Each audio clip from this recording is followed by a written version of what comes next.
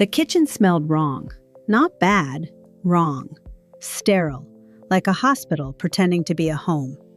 I opened the refrigerator, pulled out the vegetable drawer. Carrots in individual Ziploc bags with printed labels, each bag tagged Certified Organic, batch number 2024-11-03. Vendor, Pure Earth Farms, handled in accordance with Clean Living Protocol version 4.2. I touched one. Cold. Fresh. Opened the next drawer. Empty. But at the bottom, a note card in neat handwriting. Contamination zone. Do not place non-certified items here. See Protocol V 4.2, Section 3. I closed the refrigerator, looked at the kitchen table, a 3-page printout, laminated, title at the top, Clean Living Protocol, Household Rules, version 4.2, effective immediately. Eleanor. Gabby, standing in the doorway with a bottle of Chardonnay I'd asked her to bring. She was looking at the laminated printout the way you look at a car accident. What is this? A protocol. Version 4.2? Yes. How many times has she rewritten it? I didn't answer. I was looking at Section 7, which covered guest compliance expectations. I was a guest now, apparently, in my own kitchen, in the house where I'd lived for 31 years. That's when Brittany walked in. She was wearing a linen apron, organic cotton, she'd mentioned 3 times, and carrying a reusable bag from Whole Foods. She stopped when she saw Gabby's Chardonnay on the counter. Her face did something complicated. Eleanor, I thought we discussed outside beverages. We didn't discuss anything. You laminated something. The protocol covers all consumables entering the home. Conventionally produced wine contains sulfites, histamines, and residual pesticide, Brittany, traces that compromise the integrity of our clean living environment. Brittany. She stopped. That chicken in my shopping bag contains less pesticide residue than your Whole Foods carrots. I have the lab data.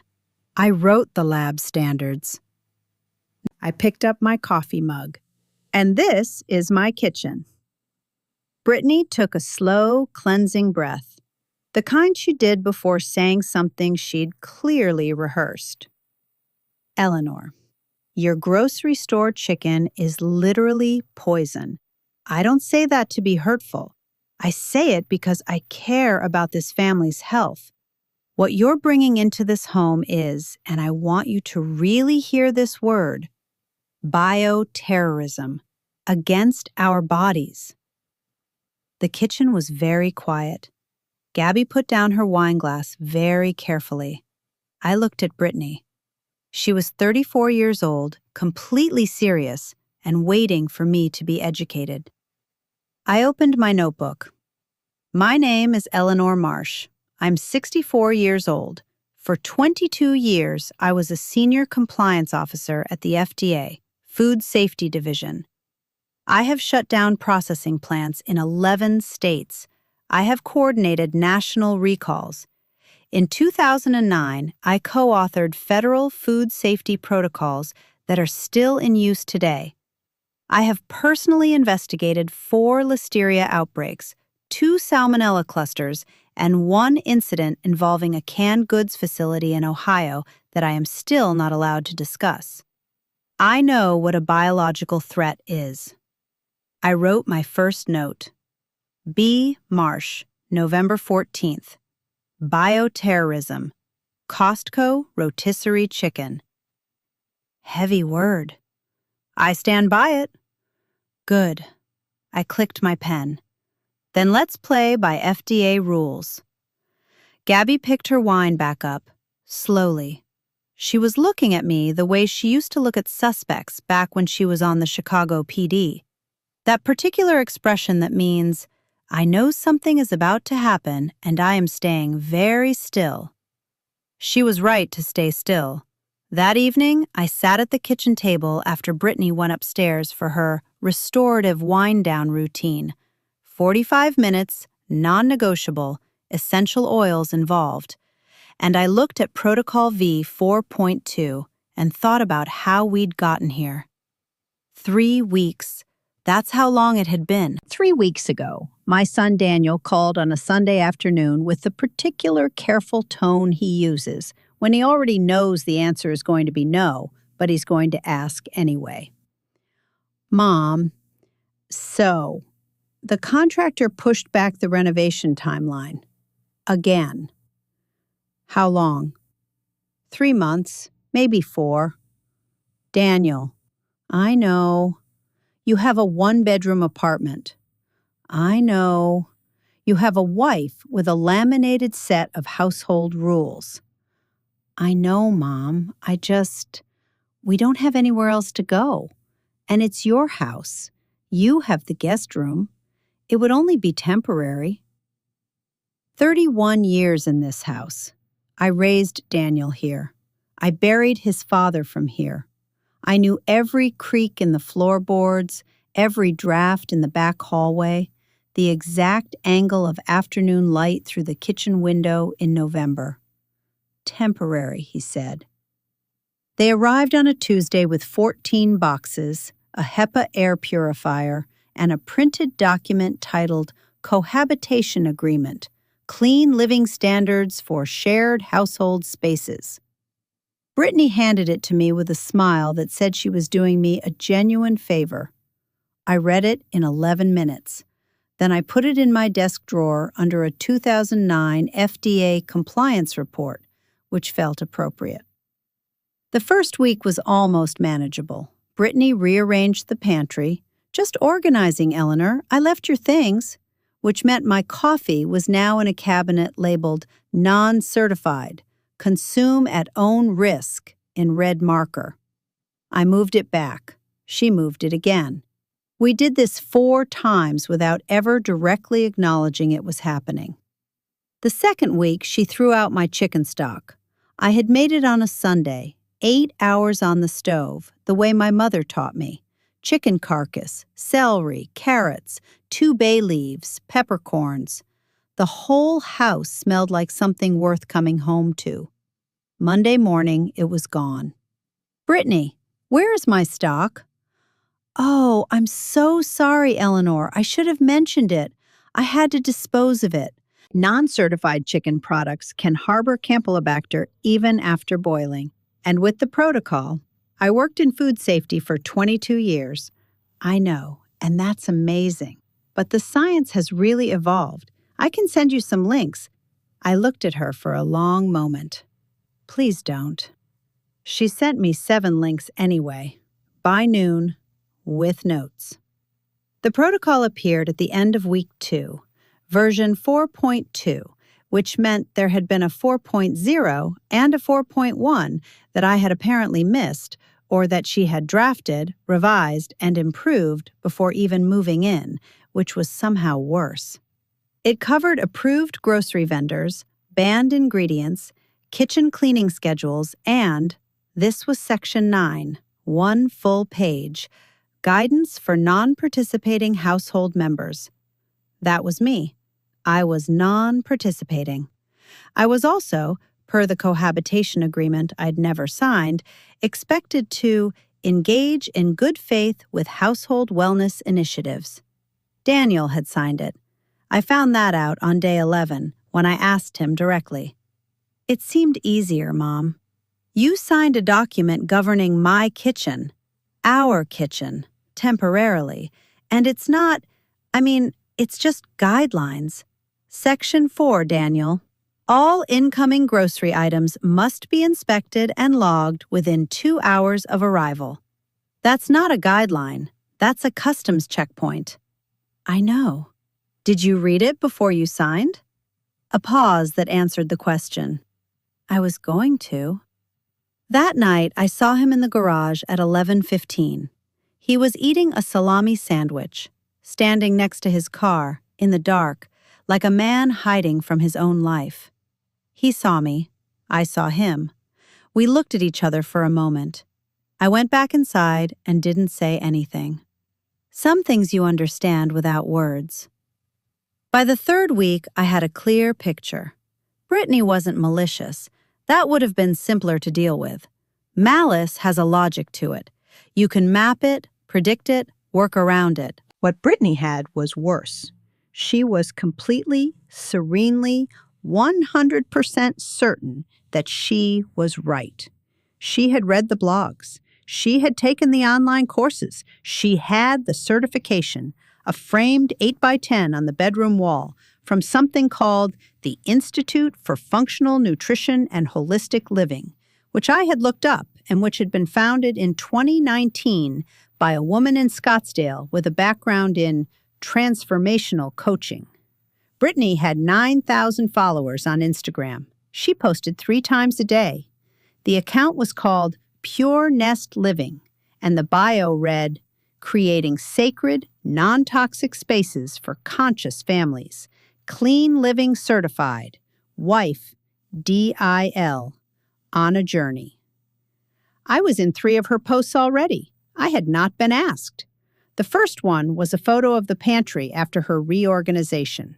My coffee, visible in the background in its non-certified cabinet, slightly blurred. Caption: "Small steps toward a cleaner home. Even the most resistant spaces can transform. Hashtag clean living. Hashtag pure nest. Hashtag whole food, whole mind." The second was a close-up of Protocol V 4.2 on the refrigerator. Caption: "When you love your family enough to hold the line." Hashtag boundaries. Hashtag wellness home. Hashtag organic. The third was a photo of me sitting at the kitchen table with my coffee. I had not known she was photographing me. I appeared to be reading something and frowning. Caption: "My mother-in-law, Eleanor, 64, is beginning her clean living journey. Progress, not perfection. Hashtag family wellness. Hashtag clean living for all." 847 likes. Comments included, "Aw, she looks confused, but she's trying," and "This is so beautiful, you're bringing her along," and "Goals, family wellness goals." I read every comment. Then I opened my notebook and picked up my pen. Some things, you understand, require documentation. The book club met on Thursday at Gabby's house, which smelled correctly, like coffee, old paperbacks, and whatever Gabby was pretending wasn't bourbon in her herbal tea. Diane was already there when I arrived. She had brought cheese, real cheese, from a regular grocery store in non-certified plastic wrap. I loved her for it. We discussed the book for approximately 9 minutes. It was a novel about a woman in 1940s Vermont who inherits a farm and discovers her late husband's secrets. Diane said it was overwritten. Gabby said the husband deserved it. I said I hadn't finished it, which was true. I'd spent the last 4 evenings reading FDA compliance literature and cross-referencing organic certification standards, which I found more engaging. Then Gabby refilled her herbal tea and looked at me. "Okay, how bad is it?" I put Protocol V 4.2 on the coffee table. Gabby picked it up, read the cover, read Section 1, turned to Section 3, turned to Section 9, put it down. Guidance for non-participating household members. That's me. "Eleanor, this has 4 subsections." "I know." Diane picked it up. She read it differently than Gabby, methodically, top to bottom, the way she'd read student papers for 30 years. After a while, she set it on her knee. The scientific citations in Section 2 are from 2016. 3 of them are from the same blog. She turned a page. This one cites a documentary. Which documentary? As explored in the groundbreaking film Gut Instinct, The Hidden War on Your Microbiome, available on... She stopped. It's available on YouTube. Oh, for a YouTube documentary. She built a federal protocol on a YouTube documentary. It's not a federal protocol, Gabby. It says protocol on the cover. Lots of things say things on their covers. Gabby stood up, which she does when she's building to something.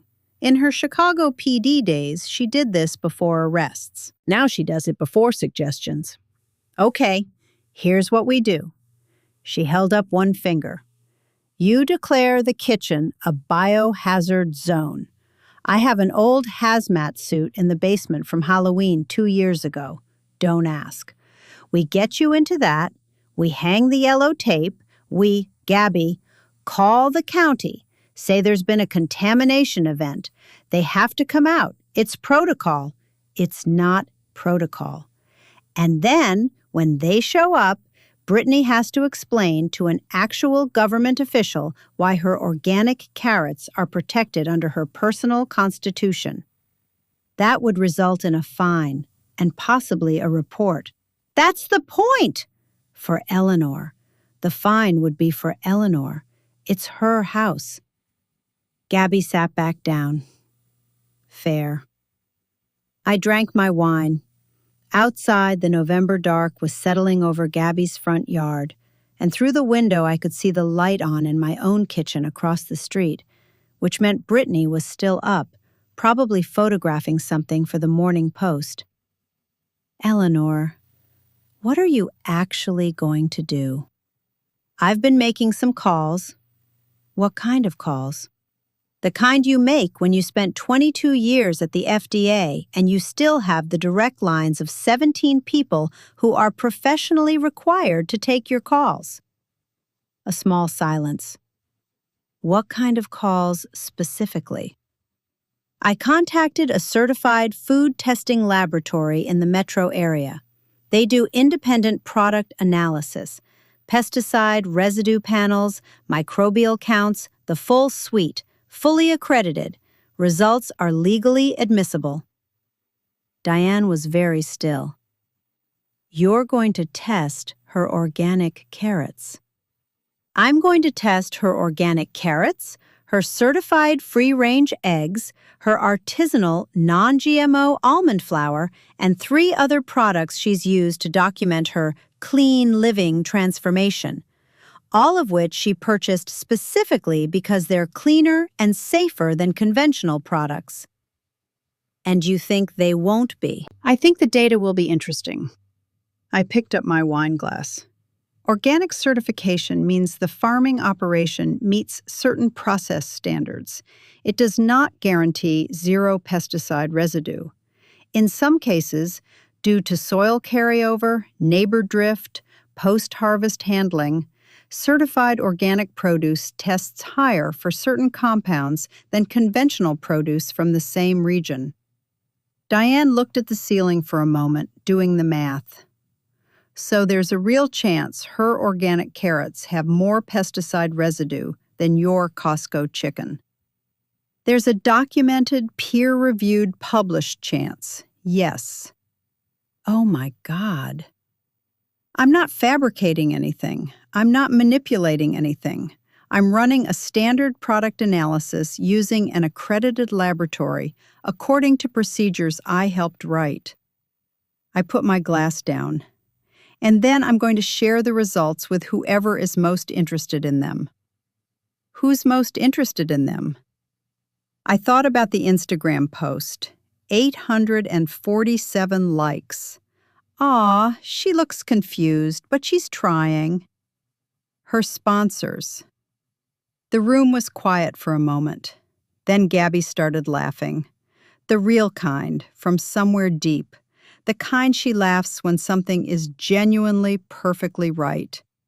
Diane was smiling in that particular way she has. Small, precise, like a correct answer written in the margin. She has sponsors? She's in negotiations. a brand called Pure Root Organics, supplements and produce boxes. The deal includes documentary content showing the family transformation. I am apparently part of the transformation narrative. Without your consent, without my knowledge initially, I found the contract draft in the printer tray last Tuesday. It was not addressed to me. She left a sponsorship contract in the printer? She printed it and forgot to collect it. She'd been on a call. 22 years of FDA work, and the thing that finally gets her is an Instagram printer error? How much is the contract worth? $14,000 for a 6-month campaign, plus product. Another silence. Eleanor, when you say you've been making calls, I spoke to Jim Kowalczyk at the county health department. We worked together on 3 compliance cases in the early 2000s. He's the senior food safety inspector now. And I mentioned that I'd observed some potential ventilation modifications in a residential kitchen that might warrant a courtesy check, informally, as a neighbor. Gabby had gone very still again, the arrest expression. What ventilation modifications? Brittany sealed the kitchen ventilation grill with food-grade silicone tape approximately 10 days ago for air quality purposes to prevent outdoor particulate contamination. It's in her blog post from November 8th, photographed and documented. Sealing the ventilation in a kitchen with a gas range is a fire code violation. Section R303.4 of the International Residential Code, as adopted by this county, yes. I picked my notebook up off the coffee table and opened it. I may have looked that up. Gabby looked at me across the coffee table. You have been busy. I've been documenting. Is there anything else in that notebook? I looked at the notebook. 17 pages of notes, organized by date and category, with a separate appendix for social media posts and a timeline cross-referencing Brittany's Instagram content with specific protocol violations. Some things. I need a refill. She stood up. Anyone else? We all needed a refill. By the time Gabby came back from the kitchen, Diane had put Protocol V 4.2 back on the coffee table and was looking at it with the expression of a woman who has taught high school biology for 30 years and has run out of patience for misinformation delivered with confidence. You know what genuinely bothers me? The sulfites thing. She said your Chardonnay contains harmful sulfites. She did. All wine contains sulfites, including organic wine. Sulfites occur naturally in fermentation.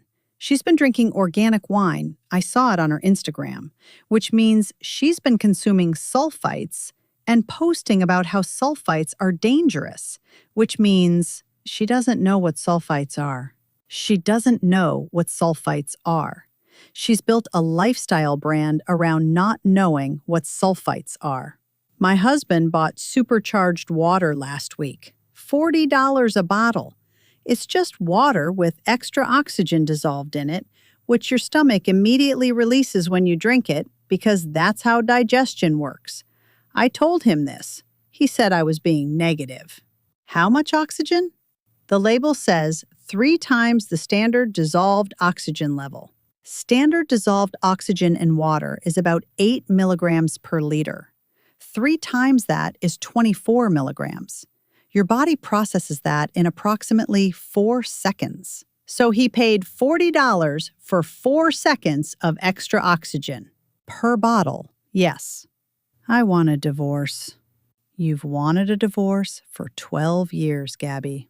I keep hoping he'll do something interesting enough to make the paperwork worth it. This might be it. I looked at my notebook again.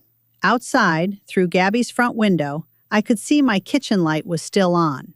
In about 20 minutes, Brittany would post her evening wind-down ritual to her stories. It would get 400 views and several comments about her glowing skin and her intentional evening. I closed the notebook. I'm going to need 2 weeks. For the lab results? For everything. The lab results are step 1. I paused. Jim is available for a courtesy inspection whenever I call, and I have one other conversation scheduled with a journalist, Marcus Webb from the Courier. We covered a food processing case together in 2011. He covers consumer protection stories now. Gabby and Diane looked at each other. A journalist. A consumer protection journalist who covers wellness industry fraud. I put the notebook in my bag. I'm not going to do anything that isn't completely, documentably, legally accurate. Everything will be sourced. Everything will be verified. And Brittany's sponsorship deal? Brands do due diligence before signing influencer contracts. If Pure Root Organics becomes aware that their potential ambassadors' wellness claims are not supported by laboratory data, and that their ambassador has been using a family member as content without consent, they may reconsider the partnership. You're going to blow up her sponsorship. I'm going to share accurate information with interested parties. What they do with it is their decision. A long pause, the comfortable kind. More wine? Yes, thank you. The next morning, Brittany announced Detox Week. She did this at breakfast, standing at the counter with a green smoothie that smelled like lawn clippings and something medicinal, wearing the expression of a woman delivering important news to people who are lucky to receive it. Starting today, we're doing a full household reset. No coffee, no alcohol, no refined sugars, no conventional dairy. Just for 7 days. She smiled at Daniel. We've talked about this, babe. Daniel was looking at his coffee mug, the way people look at things they are about to lose. Mom's included, obviously. It's a family journey. I'm not doing Detox Week, Brittany. Eleanor, the research on coffee, and I drank my coffee this morning. I will drink my coffee tomorrow morning. I looked at her. I spent 22 years evaluating the actual research on food safety. Coffee is fine. But the acidity is within normal physiological tolerance for most adults, including this adult. Brittany took a breath, the cleansing kind. I hear you, and I want to respect where you are on your journey. Maybe you start with just reducing, Britt, maybe 1 cup a day, which is still progress, Britt, and we can document it, actually. That could be really compelling content. The resistant family member who comes around. Brittany. She stopped. I put my coffee mug down very deliberately in the center of the kitchen table, which I own. I am not content. I am not a resistant family member on a journey. I am 64 years old. I have a doctorate in food science, and I live here. Pause. This is my kitchen, my coffee, and my cup. Section 9 of your protocol does not apply. A silence. Daniel was looking at a point approximately 6 inches above the table. I'm just trying to help. I know you think that. I picked up my coffee and went to my desk. Behind me, I heard Brittany quietly take a photo of the kitchen. For the Morning Post, presumably. I was probably going to be in it. She posted it 40 minutes later. My coffee mug, centered in frame, with her green smoothie beside it. Caption: 2 approaches, 1 table. The journey isn't always a straight line. Some family members need more time to find their path. We hold space and we wait. Hashtag family journey. Hashtag clean living. Hashtag meet them where they are. 1,012 likes by noon. The comment section was enthusiastic. She'll come around. Your patience is so inspiring, Brittany. The resistant ones always have the biggest transformations. I screenshot every comment, added the post to my documentation, logged it under Exhibit F, unauthorized content, narrative framing of subject without consent. That afternoon, my phone rang. It was Dr. Patricia Nguyen at Bioverify Lab. Eleanor, got your samples. We ran the full pesticide residue panel and the microbial suite. And the Costco rotisserie chicken, completely clean, well within all safety thresholds, microbially, totally normal post-cooking profile. The organic produce? A brief pause. The carrots. 3 batches. All 3 showed trace permethrin and chlorpyrifos. Levels are technically within EPA limits for organic certification. There's a tolerance allowance for neighbor drift and soil carryover. But, and this is what's interesting, the levels are measurably higher than what we'd expect in conventional carrots from the same regional supply chain. Meaning your Costco chicken has less pesticide residue than her organic carrots, documentably, with a full chain of custody on the lab work. I wrote this down. The eggs? Fine, normal.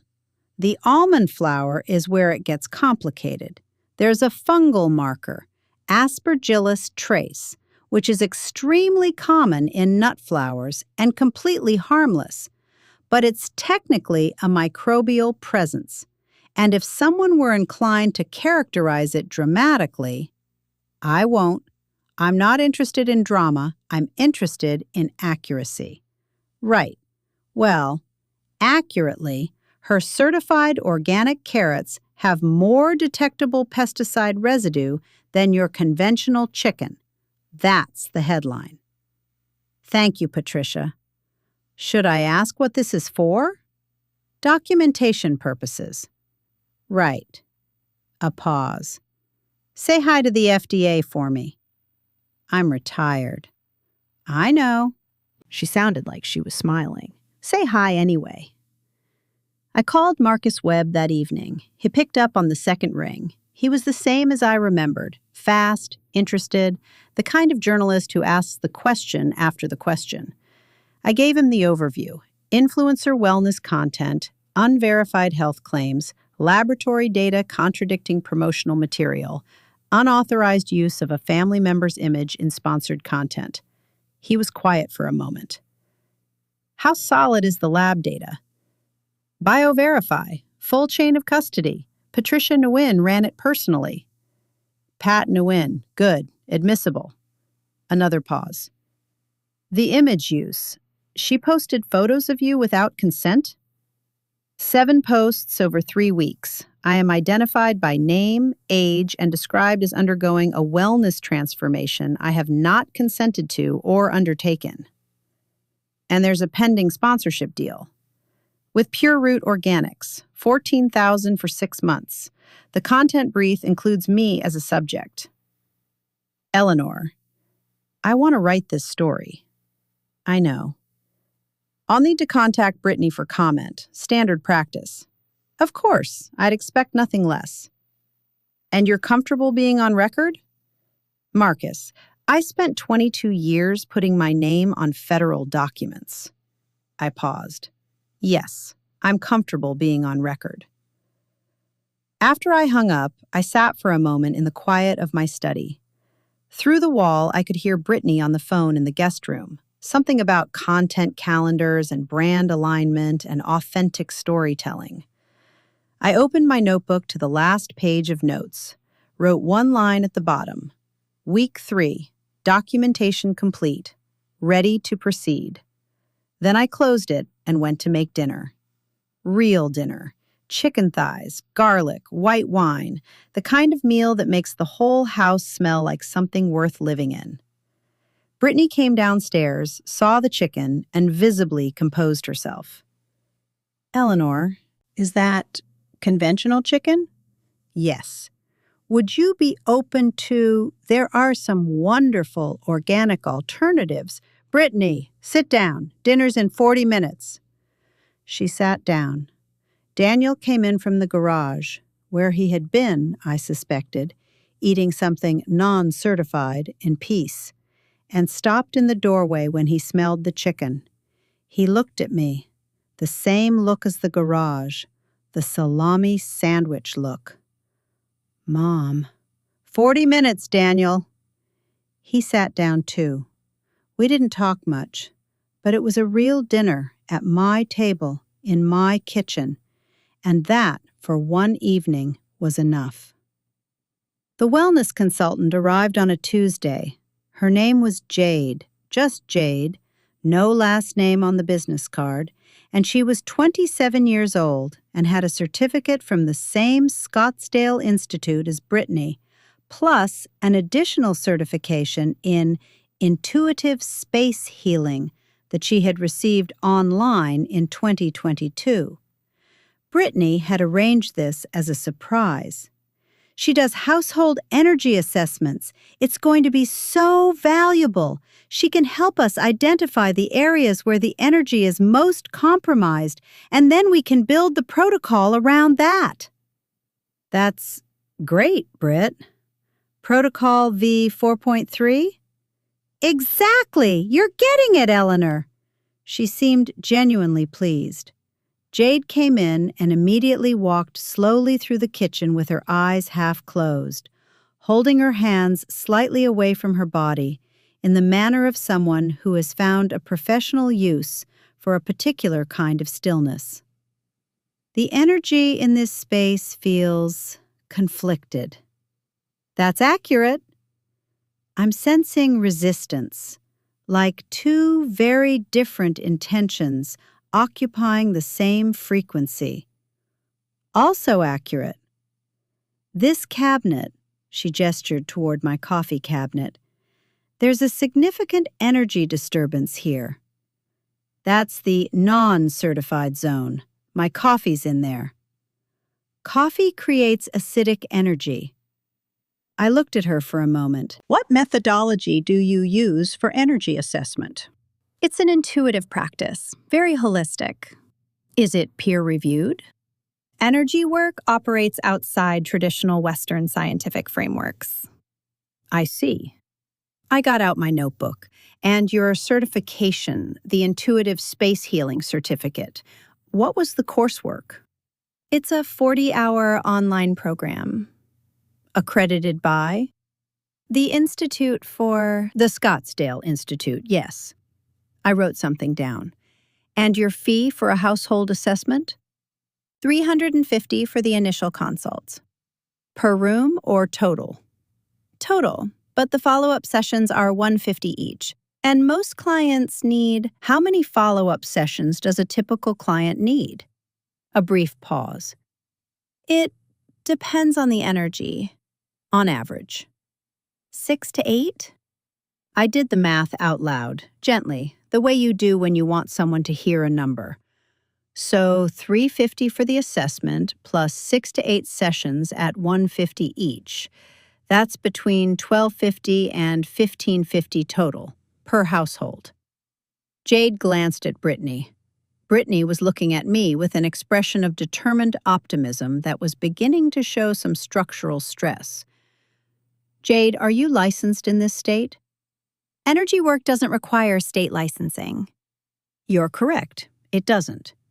I made another note. Because it's not recognized as a professional practice by any state regulatory body, which is also why it can't be claimed on your taxes as a medical expense, in case Brittany was planning to do that. Eleanor, I don't think... And your business insurance. Do you carry professional liability? What? Professional liability insurance, in case a client acts on your recommendations and experiences a negative outcome. Jade looked at Brittany. Brittany looked at Jade. I should I have another appointment. Of course. I stood up. Thank you for coming, Jade. Very informative. After she left, the kitchen was very quiet. Daniel was looking at his phone. Hard. The way you look at your phone when you are not looking at anything, just not looking at the room. That was incredibly rude. I asked her professional questions. She's charging $350 for a service. Professional questions are appropriate. She's a practitioner in a tradition that you don't understand. I understand it fine. I understand it's not regulated, not evidenced, and costs $1,200 to $1,500 for a full treatment plan. I put my notebook on the counter. I wanted you to have accurate information before committing to it. You humiliated her. She left. She'll be fine. Pause. How did you find her, Brittany? She was recommended by... Was she recommended by another Instagram account? The silence was its own answer. You don't have to be mean about it. I'm not being mean. I'm being accurate. There's a difference. Daniel put his phone down and stood up with the expression of a man who has been standing in a doorway for weeks and has finally decided to walk through it. Mom, can I talk to you? He looked at Brittany. Just for a minute. Brittany went upstairs. Her footsteps on the stairs had a specific sound that communicated being deeply wronged. Daniel sat down at the table. I sat across from him. He was quiet for a moment, turning his coffee mug in his hands. She means well. I need you to know that. She got really into this stuff after her mom got sick 2 years ago. Like, really into it. And I think some of it is just, she wants to feel like she's doing something. Like, if she can control what we eat, she can control something. I looked at my son. He looked so much like his father sometimes. The same expression when he was trying to be fair to everyone simultaneously, which is a thing that cannot actually be done. I know she means well, but she threw out 8 hours of chicken stock without asking. She posted photos of me on the internet without my knowledge. She hired someone to tell me my coffee cabinet has bad energy. Pause. And she's negotiating a sponsorship deal that includes me as a subject. I'm in the contract brief, Daniel. I've seen it. He went still. What? The contract with Pure Root Organics. It's been on the printer. Page 3, under Transformation Narrative Content. I'm listed as Resistant Family Member, 64, Gradual Adoption Arc. I didn't know she put you in the contract. I assumed you didn't. He put his coffee mug down, ran a hand over his face. What are you going to do? I looked at him for a moment. What I think is right. What does that mean? It means you should probably talk to Brittany before Thursday. Why Thursday? I didn't answer that. I picked up my notebook and went back to my desk. Some conversations have to happen in the right order. Thursday morning, I called Jim Kowalczyk at the county health department at 8:45. Jim, it's Eleanor Marsh. Eleanor, been a while. You said you'd call this week. I'm calling this week. I looked out the kitchen window. Brittany was in the backyard doing something that involved a yoga mat and a crystal. The ventilation modification is still in place. Gas range, kitchen, residential address. I can text you the address. I can do a courtesy inspection today if the homeowner is present. I own the home. I'll be present. This afternoon work? Around 2? 2 is fine. I hung up, made myself another coffee, wrote one line in my notebook.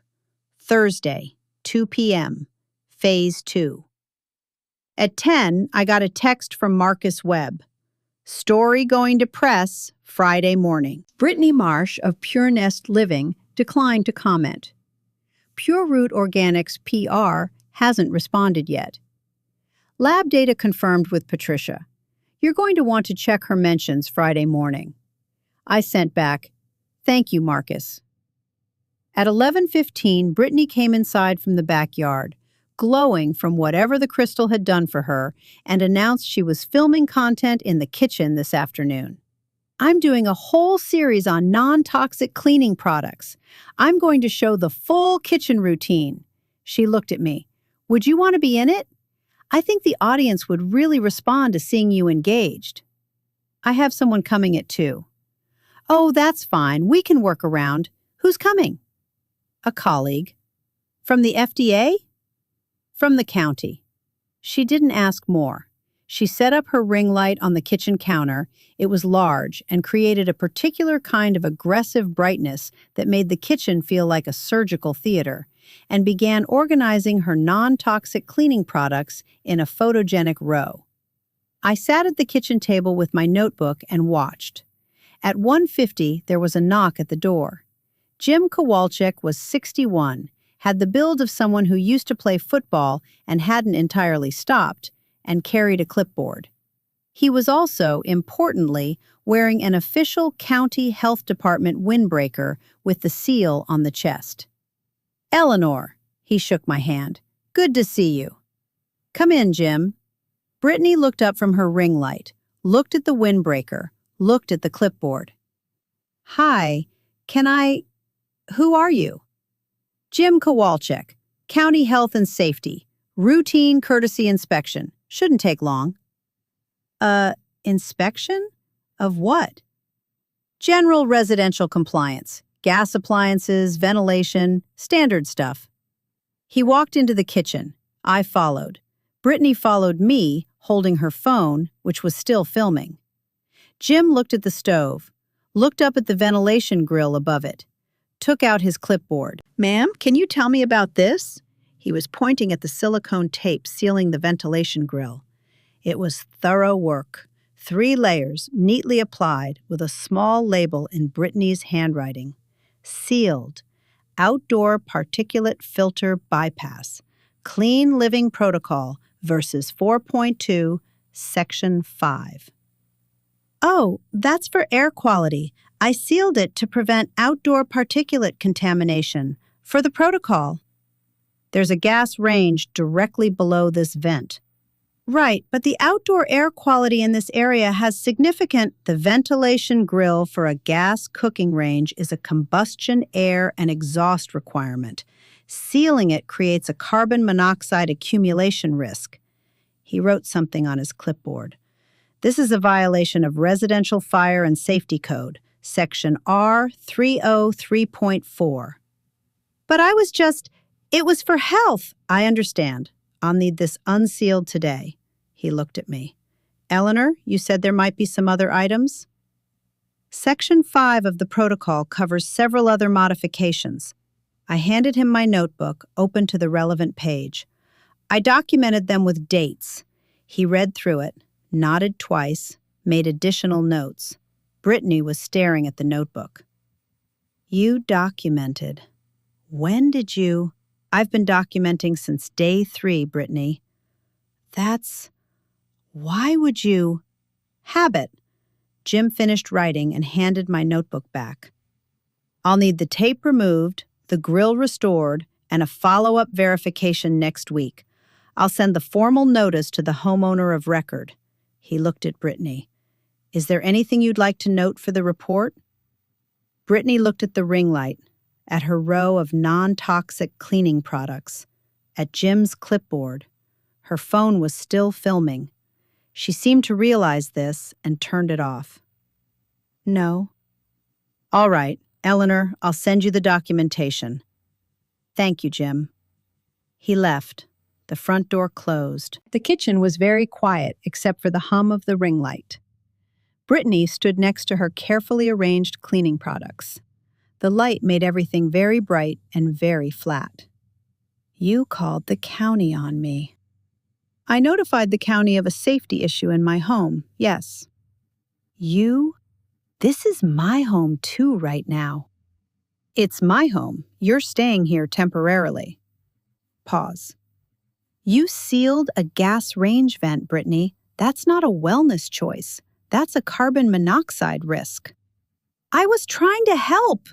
Everything I do is to help this family, and you treat me like I'm some kind of criminal. I don't think you're a criminal. I think you have strong convictions and limited information. Those are different problems with different solutions. You humiliate me constantly in front of that consultant. I asked her professional questions. You called a government inspector.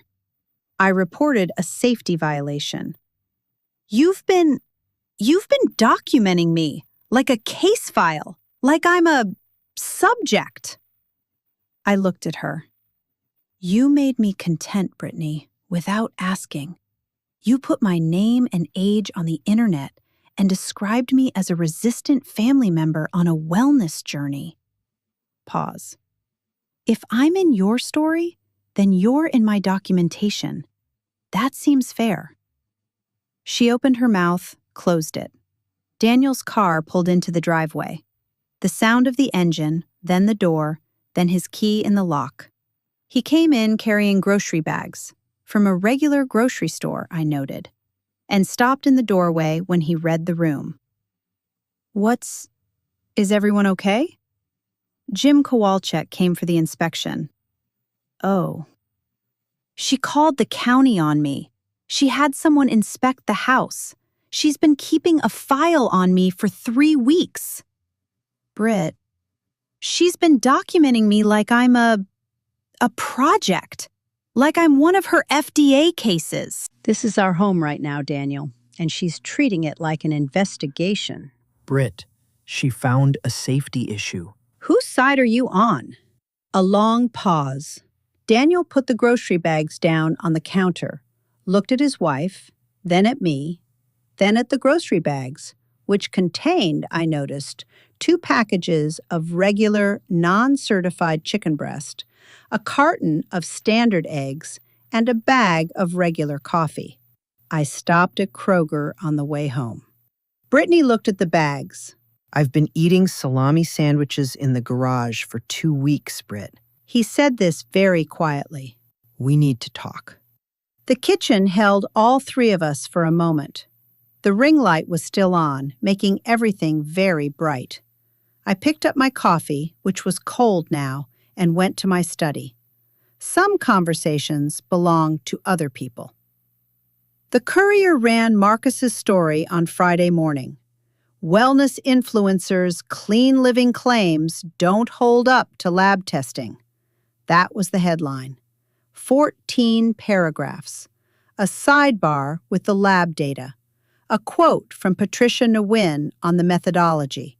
A quote from me, on the record, as I'd agreed, about organic certification standards and what they do and don't guarantee. Brittany's account got the story in her mentions approximately 40 minutes after publication. I know this because Gabby texted me at 9:17. It's happening. Pull up her comments. I pulled up her comments. The ratio, as the young people say, was not in her favor. By noon, Pure Root Organics had issued a statement saying they were reviewing their influencer partnerships to ensure alignment with evidence-based wellness standards. By 2 o'clock, they had quietly removed Brittany's name from their upcoming campaign announcement. At 2:15, Brittany came into my study. She stood in the doorway. She was not glowing. You talked to a journalist. I did. You gave him the lab results. I gave him accurate data. I lost the Pure Root deal. I know. That was $14,000, Eleanor. I've been building toward that for a year. The content, the followers, You built it on claims that don't hold up to laboratory analysis. I said this without any particular emphasis. I didn't make that true. I documented that it was true. You could have talked to me. You could have come to me first and said, I don't know, show me the data. Would you have believed me? A pause. I don't know. I think you would have found a reason not to. I looked at her. Brittany, you called my chicken bioterrorism. You threw out my stock. You sealed my gas vent. You put me in a sponsorship contract without asking. Pause. Talking to you first was not the approach most likely to result in accurate information reaching the right people. She stood in the doorway for a long moment. Do you hate me? I considered this. No. I think you're young and you were frightened about your mother and you found a framework that made you feel in control of something. Pause. I think that framework has some significant factual problems, and I think you used me to monetize it, which I wasn't willing to allow. She didn't say anything. Your mother, is she doing better? She's in remission. I'm glad. Another silence, a different kind from all the previous ones. I really did think I was helping. I know. She went back upstairs. Her footsteps on the stairs sounded different, less certain. I opened my notebook, turned to the last page, wrote one line, documentation complete. Then I went to the kitchen, took down my coffee from its shelf. I'd moved it back 3 days ago and it had stayed, and made myself a cup. The ventilation grill was open. The air circulated correctly. The kitchen smelled like a kitchen. That evening, Gabby and Diane came over. I made dinner, roast chicken, roasted vegetables, a bottle of Chardonnay that Gabby brought and that contained normal, harmless, naturally occurring sulfites. We ate at the kitchen table. Daniel joined us for dessert, which was store-bought pie from Kroger.